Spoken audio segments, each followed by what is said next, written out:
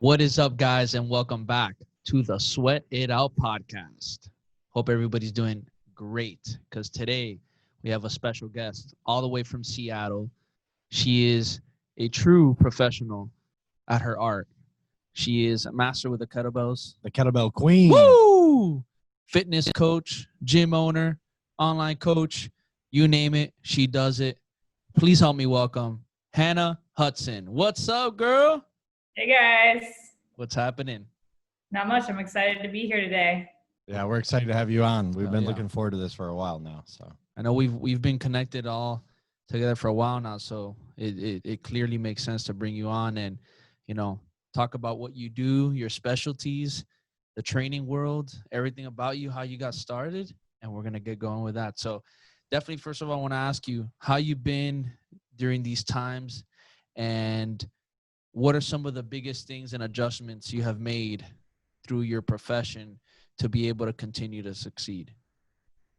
Well, definitely, I've been like good and bad during these times. Obviously, the gym side of things is a little bit rough. We're allowed to have people in classes now, but it's about 5 people per class, and we were shut down for about 3 months just doing online stuff, which worked for a little bit, but then people kind of got sick of not being able to use kettlebells because that's why our clients come to the gym. They want to use kettlebells. So that aspect was hard, but it also kind of like kicked my butt into gear for working towards my online personal training business, which is really what I want to do. So it was nice that it gave me that opportunity and time to really put effort and energy into my online business. So starting as a gym owner, and seeing where things are going now. And I know we've talked and I know we're doing stuff together, but I want to just, for our audience to hear, is this something you would ever consider yourself moving forward with again, opening up multiple gyms or just fully moving online? What is your take on that now that you've experienced what it is to feel being a gym owner during these times? Yeah, I mean, I love the gym in terms of connecting with people in person, and I really like that hands-on approach when it comes to correcting form. And obviously, I love my team and the trainers that I have. So I will definitely miss that aspect of the gym. But in terms of like overhead and stress, it's just like way up here versus the online. It's myself that I'm worried about. So I feel like if something's going wrong, that's on me. And so, yeah, I definitely think I wouldn't go down the gym route anymore. And I feel like a lot of people probably feel the same way after COVID. I feel like everyone's kind of changed their thoughts on like what they want their career to be. I know a lot of people like lost their jobs and it's very hard right now. So it's really eye-opening and kind of gives people a chance to sit back and realize what they actually want to do.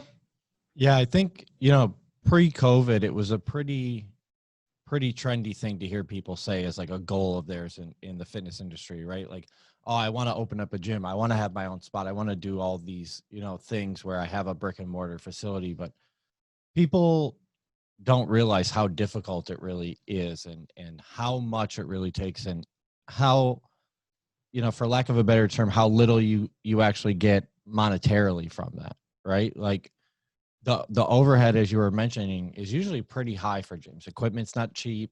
Even if you get a good deal on it, it's still pretty expensive. Shipping's expensive. Stuff breaks down quite often, as you know. Right. I mean, yeah, rent is usually pretty crazy. Especially I know it if is you're down in a here. hot location too. Yeah, Even yeah. more. I'm not sure what it is in Seattle, but I know down here it's it's not cheap. Yeah. Yeah. So first off, kudos to you, for running a successful facility and obviously having members that believe in what you're doing. I've been following you for a couple of years now, and you absolutely kill it. Oh yeah. Thank For those people who are listening who still might want to open up a brick and mortar, what are some pieces of advice that you could give them that you didn't necessarily know, or pieces of advice that you weren't given by others, right? That could help them down the road and overcome some of these barriers that that they're going to come across. She's gonna be like, don't open a gym. Yeah. First off, don't open a gym. No. I actually bought the gym when I was 22. Like, just unbelievable. college. Wow, it's amazing. It kind of got thrown in to my lap because I was training at this facility, and then the owner just decided she didn't want to, and she thought me and Willie were a good team. And there's also, I have another partner on the other side, but so we just kind of decided as a group that we would, try it out. And it was very small at the time. So since then we moved into a bigger facility and had more equipment and changed the programming. But the one thing that I wish I could go back and do is have a better plan. Like, I feel like it's very easy to just jump into something. And I think that sometimes it's important to jump into things, but when you're having a business like this, you really need to have like a financial plan, make sure you have a marketing plan. One thing I will say is I tried to take everything on myself at first. And I quickly realized that like, I might not be the best at everything, which is fine. Like, I'm very good at training. I'm very good at training trainers. I'm very good at correcting form. But maybe when it comes to, marketing, that's just not my thing. Like IT marketing's not my thing. So took about 2 years, but I finally hired someone who does all that stuff. And it is like such a big stress reliever on my end. So I think knowing what your strengths are and maybe looking at your weaknesses and seeing who can join that team to help those weaknesses would be really smart. The other thing is make sure you know who your clientele is and what you're actually going to be providing for people. Like, what is it? What is your niche? What do you want to provide? Who is your audience? So that way you know who you want to market to and what your client base is going to look like. Definitely spot on. I think one of the most important things you said right there is understanding your strengths and your weaknesses, because a lot of times, and it's not really at fault, just because hey, you go into something, you're in that entrepreneur spirit, you want to go tackle it on, you want to do everything, and then you realize you can't do everything, and you realize, well, I'm strong at this, but I'm weak at this, and I'm still trying to figure out the weak and try to do what I'm not strongest at, and then you start putting off at what you're strongest at your full potential, and then it's kind of like, oh shit, what's going on? So the fact that you brought that up, I think it's 100%, great for all our listeners who are going through struggling moments like this, whether it's for a gym or any other business, but understanding that, you got to find the right people in place too, to help you out and help you push you through these moments where you're going to feel stuck, where you're going to feel like, okay, I need help in these weaknesses, where you're like, I need to focus on my strengths so I can keep winning on this side and then have somebody help me win on the other side. So, I think definitely that's going to be a big takeaway for a lot of our listeners today. I think you got to go through those growing pains too, like in order for you to realize really what your strengths are and solidify those strengths and understand how, because we talk about it off the podcast all the time to each other about, my whole thing is I know what I'm, like you mentioned, right? I know what I'm really good at and I know what I'm not good at from trial and error. But I also need to know that when I hire someone that I'm not, getting bent over the table. Yeah. So understanding, at least having a general idea of, marketing and sales and stuff as you learn, kind of on the fly, which again, to own a gym at 22 is like mind blowing to me. Yeah. That says a lot about who you are as a person and a lot about, what your character is. Not scared to take risks. Yeah, no, I mean, I just think about who I was at 22. Like there's no way I would have been able to lead a bunch of people. So I do look back and I'm just like, I can't believe I actually did that. I mean, obviously I made a lot of mistakes, which is why I feel like I can give advice, because all those things I'm talking about, I've made all of those mistakes. Yeah. And I mean, so another question I kind of have for you is like, still being relatively young compared to, I'm assuming, some of the trainers that you're working with, some of the people that, you have on your marketing team and sales and all that stuff. How do you deal with, leading these individuals, even though you may be younger than them or you were younger than them? Yeah, I mean, I definitely think it's hard at first. And one example, not of my actual trainers, but of clients in general, when I started training at the gym that I bought, a lot of the clients were scared to train with me. They didn't want to come to my classes because they knew me as like a hardcore CrossFitter and they thought I was going to injure them. So I definitely had to like build a rapport with them and like let them know like, hey, just because I do crazy stuff in CrossFit doesn't mean that I'm going to make you do those same workouts here. So definitely had to like earn their respect, especially for the women who were like 40, 50 years old. They were just like, I can't do those things. Please don't make me do those things. And I was like, so I just kind of had to like warm them up into like my training style and have them know that like I'm not planning on having them do, you know, muscle ups or whatever it is. As for my trainers, you know, when I started, I actually had like one trainer, and this goes back to kind of like understanding and having a plan going into it. I was like, oh yeah, I'm good. I'm going to work 6 a.m., noon, 8 p.m. And it just burnt me out. So having a team, again, so important. Yeah. I mean, 2 years in, I was just like, I can't do this anymore, which is why I started hiring new trainers. And it's just like, it's been life-changing. You know, having that team, you want to like feel that team camaraderie. So we try to do, obviously it's a little bit harder. Now we'll do like virtual happy hours. But before we would do, you know, team workouts together, team activities, going on hikes, just so we can get to know each other outside of the gym as well. I will say that is definitely a hard aspect though. Like you have to be that leader and you want everyone to respect you. And I think they all have, most of them I helped train to get their certifications. So I feel like a lot of them respect me on that level where they looked at me as their mentor and helped them with their form and getting to that like next level of being a trainer. Yeah, no, I will tell you that it being a gym owner is challenging. You know, I wasn't a gym owner for too long, but I did own one with two other buddies of mine that used to work with me back at Equinox. We had it for roughly a little bit over a year. And then due to like ownership changes and stuff like that, you know, that kind of pushed us out too expensive. But yeah, it was rough. You know, it was rough because, you know, you do get moments also too, even within your own team where it's like one wants to go one route, the other one wants to go the other one. Some might be stagnant. Things change, you know, so having even with amongst your team, certain little things can come up. And I think that's where also having a strong team that can come together and also see the big picture at the end of the day is important. But going to what you're saying, adding, you know, bringing in new coaches, you know, we did that and it really helped alleviate a lot of stress when it was just us taking care of our own people, plus running the show, doing everything we had to do, you know, bringing in new clients, new members, the setup. So, you know, I feel you on that. You know, obviously you're continuing to run something. So I'm sure you've gone through a lot more, but that's just that time being of me doing for like a year and a few months. It wasn't easy. It wasn't easy at all. So definitely kudos to you and kudos to everybody else out there who continues to run a gym. Now, I want to bring something up too. Or actually, go ahead. One thing I would say is that, you know, I have like 8 trainers right now.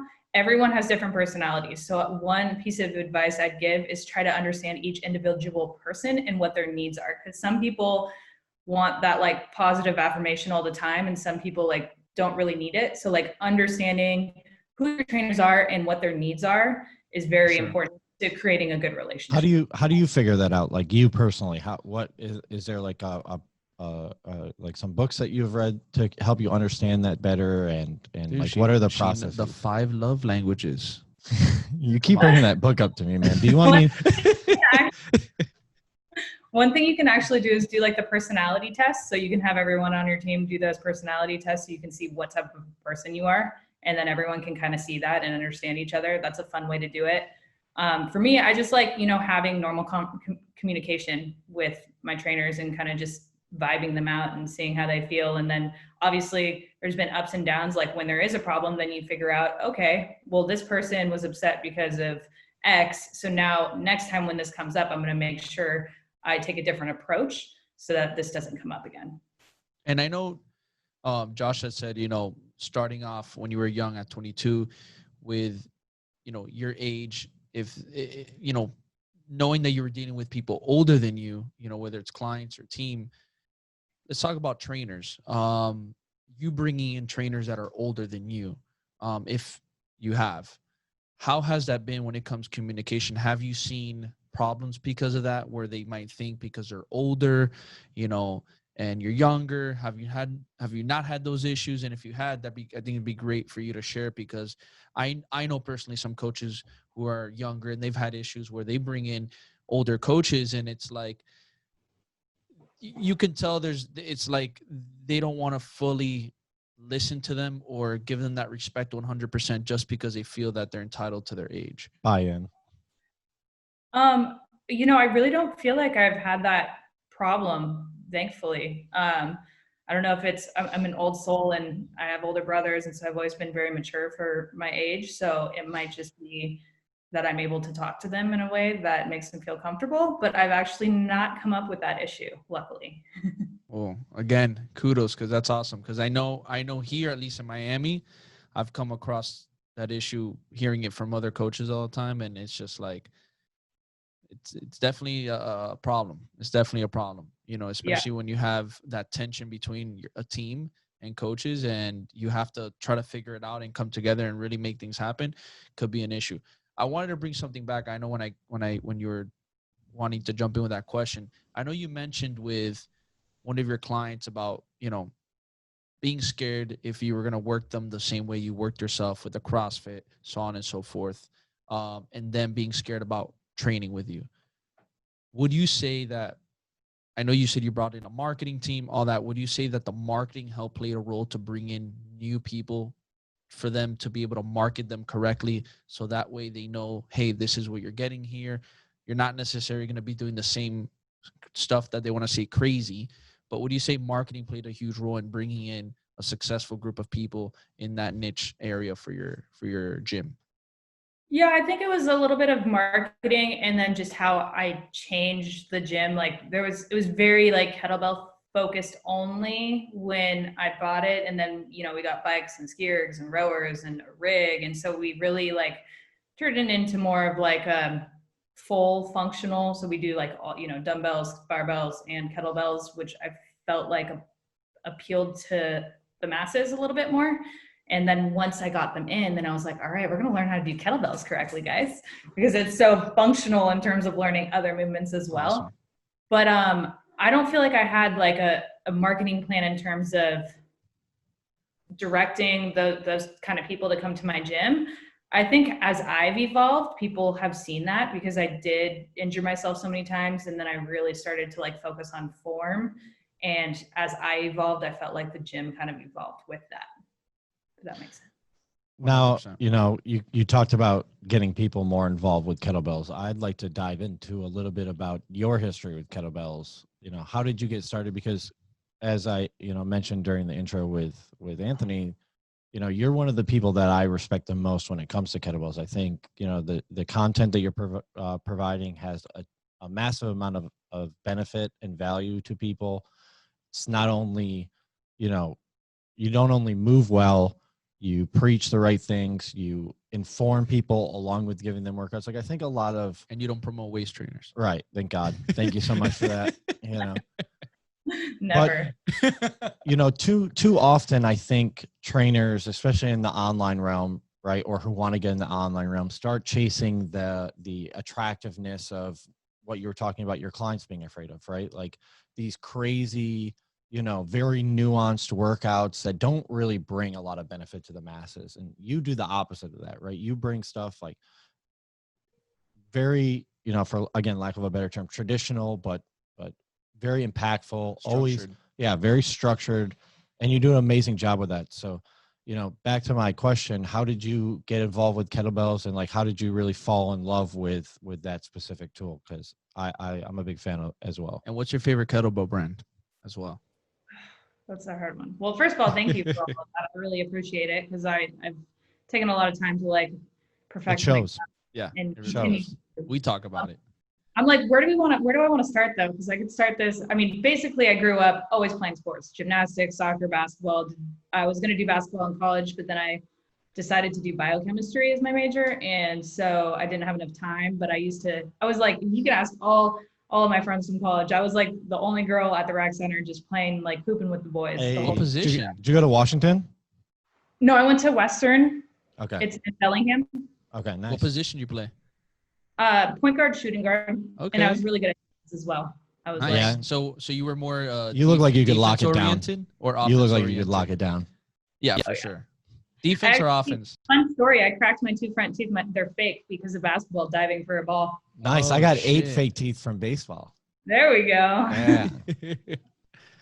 Sorry, I don't what have was any the teeth question? story. I'm sorry. Yeah, I know. Yeah. Well, I have finger all right, stories. first but no question. teeth stories. Do you think Mendez would be able to score on you? And two, how did you fall in love with kettlebells? Do you play basketball? I used to play a lot before. I don't know now how I am, but before, it's not because I'm just saying, but I used to play a lot and I used to love basketball.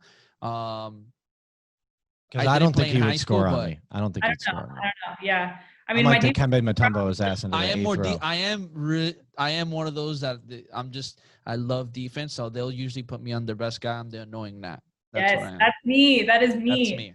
I made And a girl if cry one time because I stole a ball for times. And you know how I many didn't fights feel I've gotten into at parks. Oh. bad. Oh my gosh. Okay, I forgot what we were. So kettlebells. Back to Kettlebells. kettlebells. No, Let's- but this is the good shit. No, right it's here. good. Yeah, it's great. No, I'm not trying to change the subject. I mean, listen, we can trash Mendez all we want. I'm you know, yeah. We'll see when I See come how to he my. gets all red in the face? It's so cute. Once COVID is like died down and I go back to Miami, we'll have to set up like a pickup game. Yeah, let's yeah. do it. Let's Oh, do it. yeah. I haven't played basketball in a while. I'm always afraid I'm going to tear my ACL and then I won't be able to work. Just don't break his other 8 teeth, please. Yeah, I know.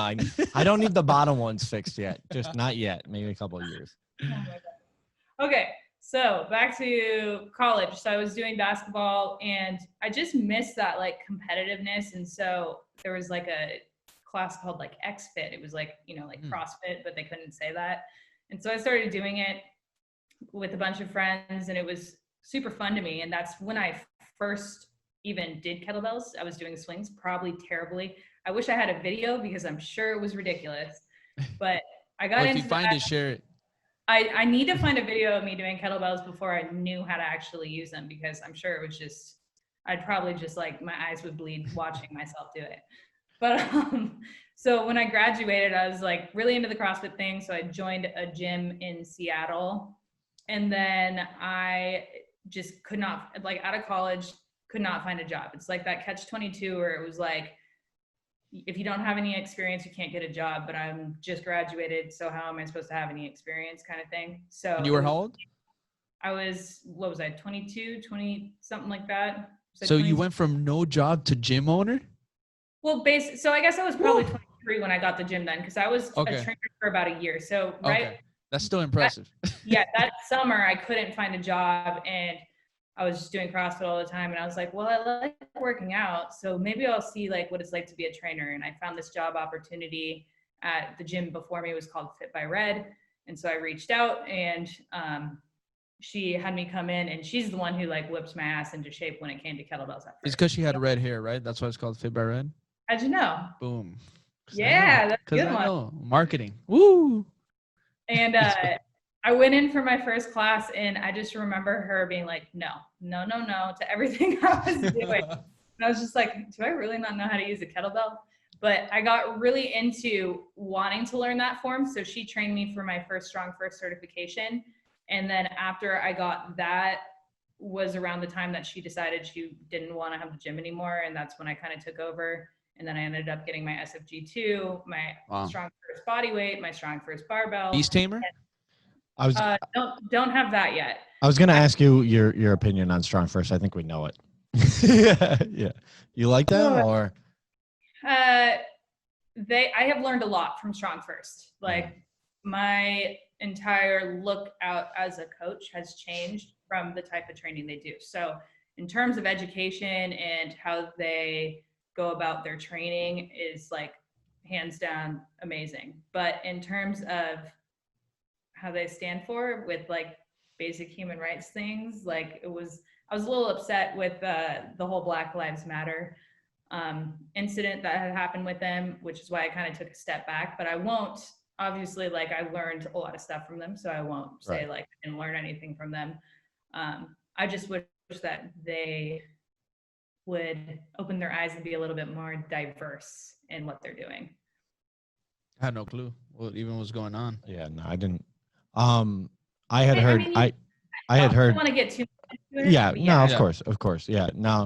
I mean, it's a trying time for a lot of people, but that's, it's at least a positive that you could take away a lot of that knowledge from them and then utilize that for, in your own training and to help the amount of people that you've have helped over the years, you know? Yeah. I think that's, but I'm going to go back to kettlebells because I didn't even tell you the best part. So while I was training to get my SFG, I was still doing CrossFit like crazy. I was overtraining. I'm going to be honest. I try to We've help all people. been there. I know, like I was doing 2-a-days, probably working out 4 hours a day. It was ridiculous. And not that I didn't have good coaches. It was just that I have a very noticeable anterior pelvic tilt, and I was never learned how to like brace my core correctly with that. And so I ended up always injuring myself, and I just thought it was CrossFit. I'm pushing myself hard. This is normal. And I ended up fracturing my back and then also getting a bulging disc. So wow. I know I got my x-ray back, and my doctor told me to never lift again. He's like, you shouldn't lift again. You're going to get a herniated disc. Like, this is bad for you. And I walked away crying. And then I was like, there's no way that I'm not going to lift ever again. Like L4, L5. Do you share your my L4. Do you share your Instagram videos to your doctor now? No. Well, this is why I like to say, like, make sure you're seeing multiple doctors and take what they say with a grain of salt, because I feel like not all of them know what they're doing in terms of, like, he told me not to pick up any more than 35 pounds ever again. Interesting. Yeah. And well, and I think, you know, and this is a good point that I'd actually like to talk about maybe, you know, and get your point of view is to your point, right? Is understanding people's scope of practice, right? And not either allowing them to infer into other areas of your life, or at least getting that second opinion, like you talked about, right? Like, it's okay that, you know, I'm not saying like what your doctor said was wrong, you know, but it's always good that you then go seek like maybe a strength coach like yourself, or a physical therapist, or someone who is a little more exercise science based, right? Who can give you a little more credible information. And I think this goes across the board with, you know, a lot of different avenues of life where people like to chime in on things that maybe they don't necessarily have a fully informed opinion about, right? And, you know, I've been at fault of this myself in the past, and you know, many different areas of my life. How do you, as a, you know, as a business owner, as a coach, how do you battle those things, right? Like, because we're all tempted to kind of chime in, right? I feel like it's just human nature to give our opinion to people.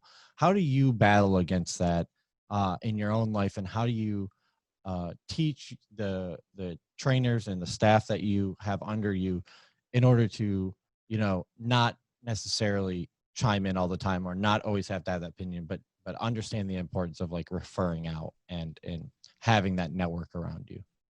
Wait, could you repeat the question? Sorry, I'm a little confused. Yeah, no, it was a long-winded question. I know. I tend to do that. His waist trainer was a little too tight. I know. I didn't have my fit tee today. How do you convey the importance of referring out and having a quality network around you to the people that you work under you? And even for yourself, how did you come to that understanding of the importance of having that network? Yeah. So, I mean, we have a really good physical therapy place over here called Tangelo that I've been going to. Shout out. Yeah. Shout out to Tangelo. They are amazing. They do like chiropractic physical therapy, but it's the first place that I've actually gone to that actually doesn't just try to work on like where the problem is hurting, but like where is actually coming from, and correcting your movement patterns in a way. Preach. So say that again one more time with that. Yeah, because people need to hear that. I know. No. So the biggest thing I see is people are like, my back hurts right here. And it's like, they're trying to focus on that exact spot when really your problem's not happening right there. It's probably happening from your hips or your hamstrings or your shoulders. So they really work on trying to align your body and do corrective exercises so that you can avoid having those issues in the future.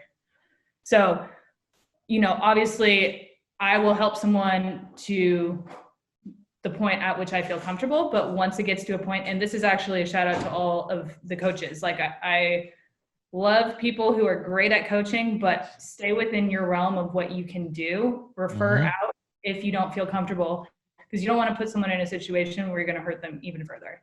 So I'll try my best. And then when I get to a point where I'm just like, I don't know if this is a higher tier, like they need to go see a physical therapist, then I'll refer them out. And my trainers are pretty good about that too. We have a really good relationship with Tangelo, so we refer people to them all the time. So I think it's just important. That's really amazing. Yeah, no, it's super important that you have that. You know, it's something we both pride ourselves on, right? is having a high quality network around you, right? Going back to even your point about taking some of the stress off of you, right? So that you can do what you do best. Yeah. And even with your own movements, like, yo, like, hey, you want to work on mace? I'm going to send you to Josh. Like, Josh is a guy for maces. Obviously, he does all this other amazing stuff. But if you really want to focus on maces, here you go. And it's the same thing. Yeah. Okay, now I got Hannah. Hey, guys, you want to really double down on the kettlebells? All right, here you go. Boom. And I think that's another area that a lot of coaches can also help each other out within their own specialties and whatever they specialize in the most, and be able to work amongst each other with, moving those clients around with the right person, depending on obviously on the client's goals and stuff like that. Now, going back to the topic we were talking about with the, referring out to a doctor, to a therapist, so on and so forth. With therapists, I know it can be great when you have a great relationship with one and you have a good chemistry and you guys are helping each other out. But I know at the same time, there has been moments where I know coaches have sent clients to therapists, and then those therapists really try to hold them there for as long as possible and don't want to send those clients back to their coaches because they don't want to lose that money. Have you ever experienced that? And if somebody does, what's your way to go about that and having that conversation with that client where they might be like, hey, well, the therapist is telling me I need to stay with him because boom, boom, boom, boom. And it's just like, wait, well, I just referred you to him. He helped you out. Well, why isn't he, telling you like, hey, now continue working here because this is what you need, instead of just holding you back? And I think I see that. I personally, I've experienced that, and I've seen it happen a lot here in Miami. So I just want to get your take on that. I don't know if I'm just like lucky, but I haven't really had. Seattle's great, man. I know. Well, like the physical therapists that I've worked with, like obviously, I think it's important to have good relationships with your clients going into that situation. So like if you already have that rapport with your clients and you refer them to a physical therapist and then they see like wonderful results from it, then obviously they're going to have more trust in you as a coach. So being able to obviously have that conversation with them, like as they're getting better, I always like to tell people, like, even if you're not 100%, there's always other things we can work on. So like I've trained people who have broken ankles. I'm like, that's fine. We'll be on the ground all the time. We can work on your core and we can work on your upper body. Like there's always other things we can work on besides that one problem area that you're having issues with. For sure. And I think I think that you said communication, conversation, because you do get the therapist or doctor who will scare them and like, well, you can't coach, you can't do this. You can't, even if you have a broken foot or you have a wait, but there's a lot of other areas you can work with, like you said. But you have a doctor, and since their name is doctor, most people are like, oh, but the doctor told me, but the doctor said this. So. I thought about going back and getting my PhD just so people have to call me doctor. Like, yeah, I just need 2 more years of school, man. I also know. We'll call him Doctor Podcast. Hey. Oh my God. There you go. Because I had that experience with my doctor too, I do like to tell people that story as well. Like, hey, I get what you're saying, but I've had that experience too. I had a doctor tell me never to lift again. And, I was going to bed crying in pain. And when I learned how to move correctly, then I haven't had back pain in years now, and I lift heavy. And so hell yeah, you do. God bless. You gotta find that. You gotta find that doctor on Instagram, and you gotta get him on your online coaching program. There we go. Woo! Yeah, our boy Vlad, our boy Vlad told me that you kicked his ass when he was out in Seattle. Say that. By the way. Yeah, Vlad told us. Yeah, he said that you were showing him up with the kettlebell presses and the 48 kilo swings. I was like, come on, we're gonna do a swingy, Mom. He was just he only has bells up to I think a 32, so I have bells up to like a 56. He's lying. He's got some of my bells. He's got some up to like in the 60s. He's got all those Miami show muscles, And Vlad, you're listening. We love you, Vlad. I love it. Yeah. Next one, you got to play him on basketball. Yeah. Who, me or Vlad? No, she's going to play Vlad. Oh, my, I'd pay for that. She'd whoop on him. Oh, it wouldn't be, she'd body him all day. Do it. I know. You got to see him on the agility ladder. Oh, my God.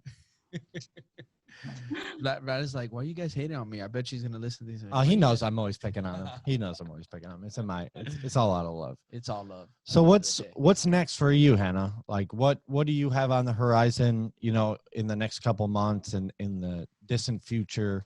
Where do you see yourself being in a couple of years? I'd Big like questions. Solely online. Hey. Kind of moving towards that online business. Obviously, we've been working together. Just really trying to get that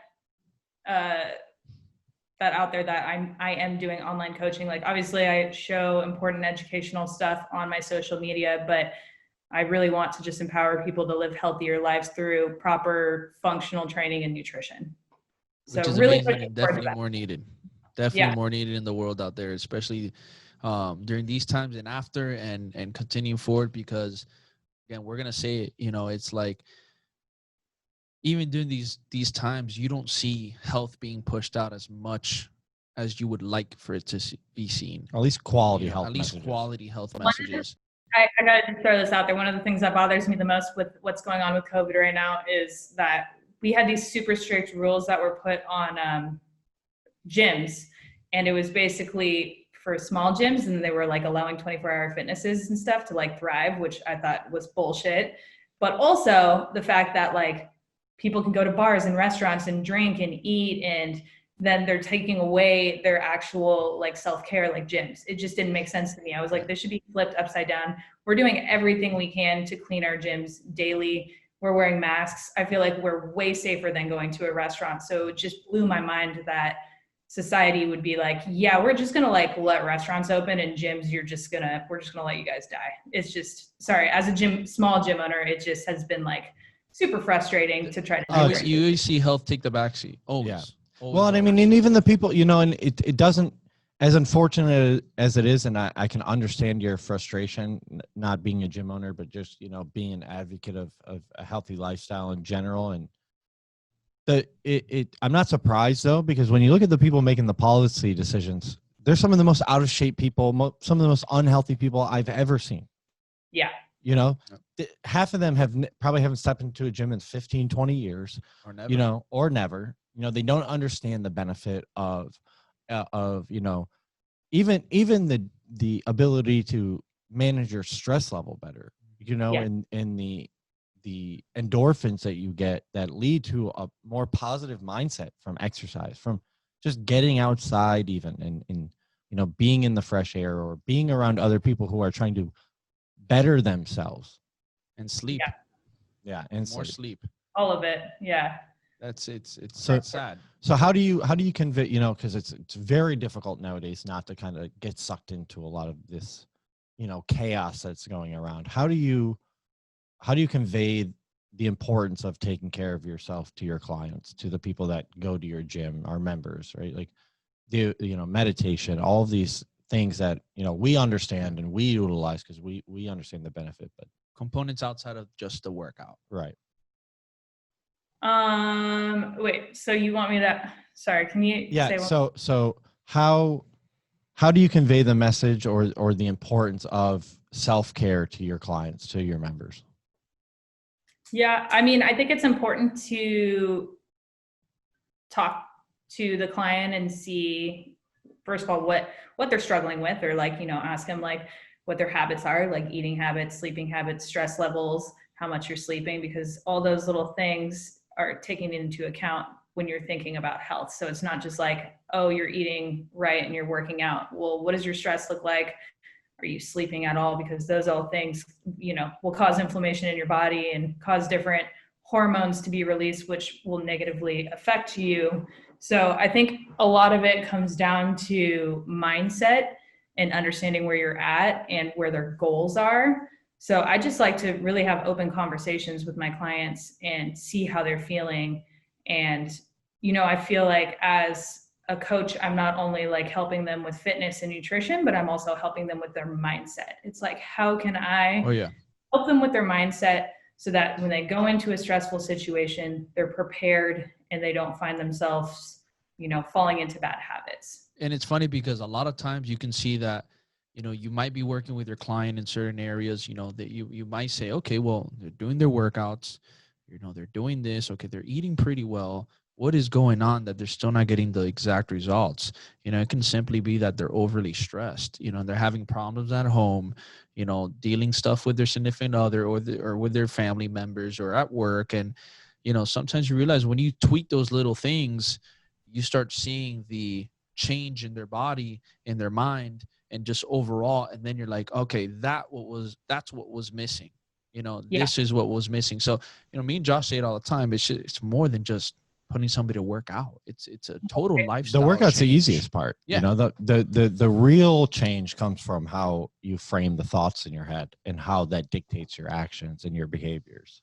And that's kind of the approach I like to take with my clients. That's why I like to be so hands-on and have that daily, weekly communication so that I know the whole picture. If I don't know what's going on in your life, I don't know when, if you're stressed, then how am I going to help you? So it's definitely not just workouts and nutrition. It's the whole lifestyle, mindset, everything. Yeah. And I think getting general population people to understand that it's a daily work habit, right? Like it no matter how much change you see, the work doesn't stop. You need to keep going or you're going to fall back into the same habits because it's easier to go back to those old habits, and it's not always going to be this like glorious, like transformational day walk for in the you, park. like as well as anyone, I have bad days myself. Like I'm probably more often than not, half of my day is bad. But you got to get through it and you got to move forward. And then Josh gets mad at me and I'm like, geez, Josh. I know. And then he brings me, he brings me my fit. Yeah. I definitely need to talk to someone. No, but high expectations, lead to difficult conversations, but that's our job to have difficult conversations with people. Yeah. And you guys both follow me, so you probably see what I post. I like to openly talk about my anxiety because I think it's important for other people to understand that they're not alone. So I had a post last Friday. I was just like, I had the worst week. I was just having so much anxiety. It was affecting my sleep, and, talking it out and actually expressing that helped. Not only that, but I like to journal and talk about, in the morning, I like to do like 3 intentions for my day. And at the evening, I like to do 3 things I was grateful for. And it kind of just helps that mindset, along with breathing. Like I'm not the best at meditation, but if I take 5 minutes to listen to I like to listen to the sound of rain, and I just focus on big breaths in, big breaths out, definitely helps get my heart rate down. I really got to say that, you bringing that up about journaling, that's something that I've noticed a lot of the people we bring on and guests pretty often bring up like the fact that they journal. And I think it is true. It's a powerful tool to, whether it's in a journal on a notebook, on a piece of paper, on your, somewhere you jot things down. But the fact that you're writing things down, your biggest tasks, what you want to accomplish, how you felt, I think that is important. I think it is important to jot those things down and really hone in on them and be intentional about it, the most importantly, because you can write anything down, but if you're not intentional, then it doesn't count, so I think that you brought up is very important. And then it also too, the fact that you're being relatable, in your content and in the way you are with your clients. Relatability is huge. And I tell people all the time in coaches, like, you gotta be relatable. You gotta be relatable and show that side of you're human. We're all human. We have our downfalls, even if we're, yes, living a healthier lifestyle than most individuals, but we still go through our downfalls. We still have our headaches. Josh still gets mad. I still get only when I haven't eaten, only when I'm hangry. But it's the fact that those things happen, and when you share that, it really allows people to say, like, you know what? Wow, this is so cool coming from somebody that I follow to keep myself in shape, mindset, and they're sharing their vulnerabilities. It really allows them to really open up themselves to you now and create a connection, and that is super important. Absolutely. It's important for people to know that we are far from perfect, and half the time I don't even have motivation to work out. It's just habit and I do it, but I don't want to. Yeah, it's it's always a daily struggle, and I think it is so important that, and listen, my clients will tell you I'm an open book. I don't hide anything with them. Kind of almost to a fault sometimes. I'm like, I forget that they're my clients and not my family. I'm like, oh, hey, never mind, back to doing your goblet squats. But it is important to kind of show that you are human, because too often, like, when it comes to health and fitness, you see people who are like super shredded or super strong or very athletic and, you know, can do things that seem very impossible to the normal person. Like you were saying, you know, before with the members at your gym, like, oh, I don't want to do the crazy cross. It's like, well, you know, eventually if you ever did want to do it, we'll be able to get you there. You know, if you don't want to do it, don't worry, you know, like it's not your goal. It's not a problem.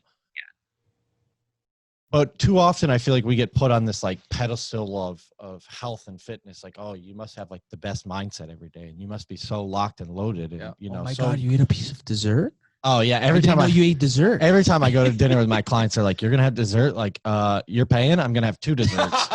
You know, like I'm going to get the pasta and the pizza and what else? Yeah. Oh yeah. No, for sure. What was was it a question? No, I was just doubling down on your point. Yeah, no, I mean, I drink wine all the time. It's like my favorite thing. Not all the time. I don't want to think hey, on the weekend. White, red. Slapping the bag in some kettlebell swings. Nothing wrong with that. That's a next. Hey, let's go. Wait, that's go. Gary V would be proud of you. You got to get a wine post up in there. I know, right? No, wine and pizza last weekend. It was like because I had my stressful day and I had wine and pizza and it made me feel a lot better. Right. But you know, it also goes to show you that like back at it today, right? Back on your plan. Like, you know, it's okay to have those quote unquote lapses, even though, you know, they're just, sometimes you just need to relax and you know, not feel like a savage all the time. I will say coaches need coaches too. That's like a big thing. I have a nutrition coach. So, I mean, I know how to eat healthy. Like I know healthy food, but she's also helps me with my mindset as well. So it's very important if like you are a coach and you feel like you're struggling and you want that extra help. Like I'm getting to the point where I'm getting so busy that I think it'd be beneficial to like have someone else do my programming for me instead of me building it myself. And, you know, that's going to help take away stress off of my back. So I feel like it's important as coaches to understand that they can have coaches as well. Right. I agree 100%. And I think when you do that too, it allows you to just overall grow and realize too, like I can just always learn, you know, and also understand that, you know, wow, like I can see now being in the client's position, what it feels like on a consistent to be on the other side, being coached by somebody else, given a program to follow, given something to do, you know, and understanding too, okay, now I know how to approach my clients better. I'm seeing the way my coach works with me. I really like how they're applying some things on me. I can apply some of those things on them. And I think that's why it's such a great learning experience all around, you know, with that being said.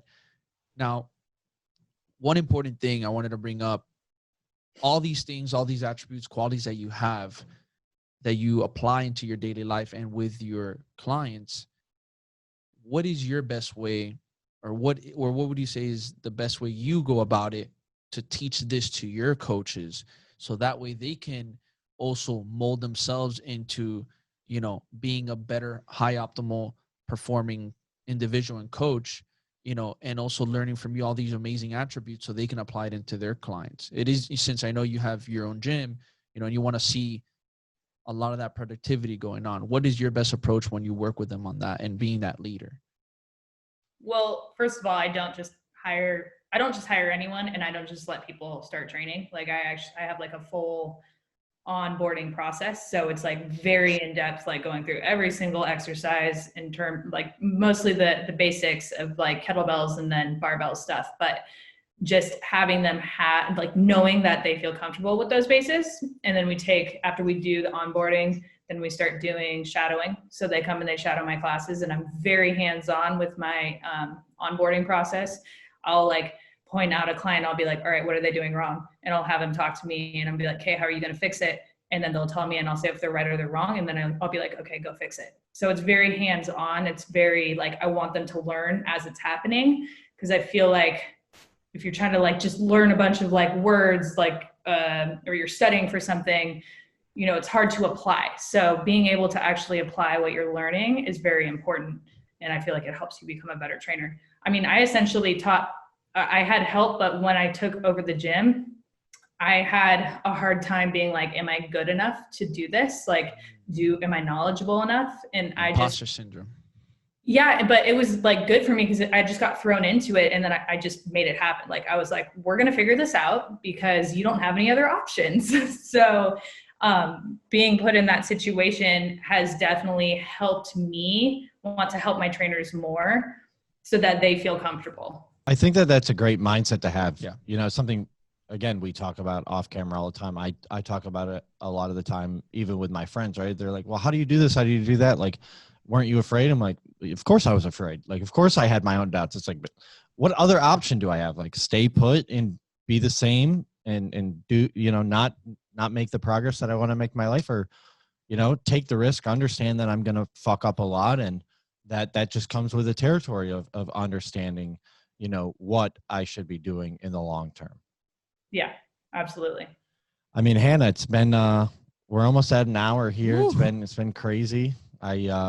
I want to say, you know, first off, thank you so much for taking time Yeah, out of really your day appreciate you. to be on the podcast and sharing all of this amazing insight with people. I've obviously been a big fan of yours for a couple of years now. I'm excited now that you planted it in my head you're going to come to Miami. We could play some pickup basketball and get a couple workouts in, swing some bells around. I can't wait for that. And, you know, we got to make it out to the best coast, to Seattle. That's right. Come and see you. I love Seattle. I haven't been to Seattle, so I would love love Seattle. to see Seattle. I love Seattle. Not right now. It's very smoky, but Yeah. We'll wait. Maybe like springtime. You know, I feel like it's a pretty good time.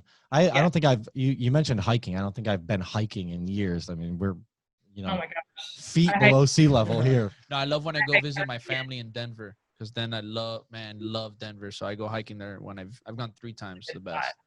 So before we wrap things up, where can people find you at? Your website, anything you got? Yeah, so Get Up with Hannah. You know, Get Up with Hannah. Hey, very or punny. just like, you know, Get Up and Start Moving with Hannah. There we go. You That's got to throw wine somewhere in there. I know, right? I gotta do like a wind down, like a happy hour where I'm just like talking about random things. Yeah, that's great. That'd be awesome. And then www.getupwithhannah.com. Awesome. We got to see a Turkish getup, but with the wine glass. Ooh, that's a good one. Okay, I'm gonna play around with that. But like the full bottle glasses, got to make it challenging for you, because you know you are a get up expert. So I'm gonna have to get like a plastic one so I don't break. Nah, you need the challenge. You need it's got to be risky. You know, it's got to be risky. That's awesome. So I definitely want to hit you with some questions before we wrap things up. Rapid fire. Gotcha. Yeah. All right. You're ready. We believe in you. Question number 1. I'm not gonna ask the fitness to one because I know what you're gonna say. Kettlebells. All right. So question number 2: what is the wildest and craziest experience you've ever experienced as a coach or running your own team?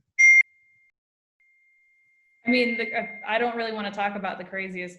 I've had some issues with trainers before, and that was probably like the most stressful time of my life. But you ever have to put anyone on the ground? I mean, I definitely had to let people go before, yes. And that was like, that's the whole personality thing that I was kind of talking about. Like, know who your trainers' personalities are. Sometimes they just don't align with your gym, and so sometimes you just have to go your separate ways. Right. Nothing wrong with that though. Favorite craziest cheat meal? Craziest. I mean, I only eat fish now. So like back in the day, I remember I went to San Diego and I had like this fried chicken and eggs platter, and I shit you not, it was this big. It was like, sounds fire. It was crazy. And there's actually another place in Seattle that does 12 egg omelets. 12 eggs? Oh, there's a challenge called Beth's Cafe, and they do a challenge. I don't know what you get if you where all win. the bodybuilders go. Yeah, I know where Mendes wants to go. I know where I'm going. Yeah, I know where Mendes wants to go. Listen, I've never seen someone eat so much food. Never. Just putting it down. Oh my gosh. Question number 3. Let's see, I gotta get you with a good one. No pressure, Mendes. No pressure. Actually, no, I had one because I did want to ask you. What is your favorite wine that you recommend for everybody to try? Josh wine's great. Brand. So, I mean, hands down, Matthew's Winery in Woodinville. Shout out to Matthew. Coming with the fire local spot. You cannot go wrong with any of their wines. And are you going to open up your own winery one day? Yeah, you're all about her in the wine. This is funny. Me and Willie were talking about it. Willie's my husband. And shout out to Willie. Shout out to Willie.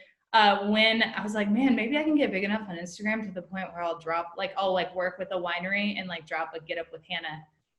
Do wine. it. Do it. Do That's it. gonna be the new Gary V wine library. Yeah, You're gonna take out Gary V. I was gonna say we gotta do a Get Up with Hannah Gary V collab. Ooh, I'll buy. I'll subscribe. I'll buy.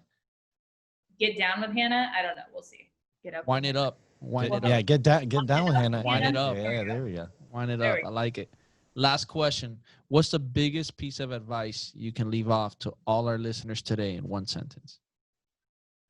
In one sentence, I would say that be confident in where you're at right now and continue to learn and grow so that you can be the best coach for clients. Absolutely love it. Hannah, it was an absolute pleasure having you on Yeah. the podcast today. We So glad to be here today. can't thank you Really enough. appreciate it. And I'll catch you later. Ooh, Yes. I'm jealous. I'm jealous. All right, guys, until next time. Much love. See you later.